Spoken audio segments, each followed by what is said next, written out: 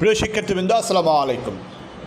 আপনারা যারা চাকরি বা নিয়োগ পরীক্ষার প্রস্তুতি নিচ্ছেন তাদের অনেকের প্রশ্ন হচ্ছে অফিস সহায়ক পদের নিয়োগ পরীক্ষার প্রস্তুতি কিভাবে নেবেন।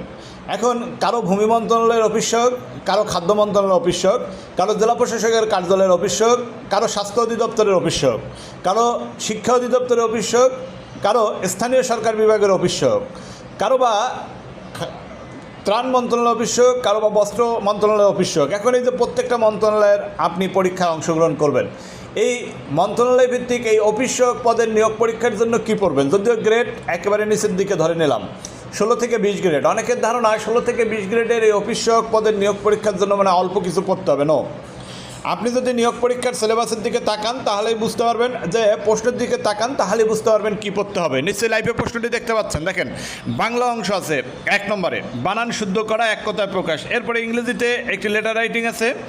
এরপরে গণিত প্রশ্ন আছে। গণিত প্রশ্নগুলো দেখেন কতটা ইম্পর্টেন্ট গণিত প্রশ্ন, সমাধান নির্ণয় করতে বলা হয়েছে। এরপরে দৈর্ঘ্য প্রস্থের একটি অঙ্ক আছে এবং একটি মান নির্ণয়ের অঙ্ক আছে বীজগণিত থেকে। এবং সাধারণ জ্ঞানের যে প্রশ্নগুলো আছে, খেয়াল করেন ভিডিওতে যে সাধারণ জ্ঞানের প্রশ্নগুলো দেখতে পাচ্ছেন, একেবারে বেসিক সাধারণ জ্ঞান বলতে তা বোঝায়। তাই প্রত্যেকটা মন্ত্রণালয়ের অফিস সহায়ক, অফিস সহকারী, হিসাব সহকারী, কম্পিউটার অপারেটর, ষাটমুদ্রিক বা উচ্চমান সহকারী পদের জন্য আলাদা আলাদা বই না পড়ে নিউমেরিক জব প্রিপারেশন বইটি পড়ুন।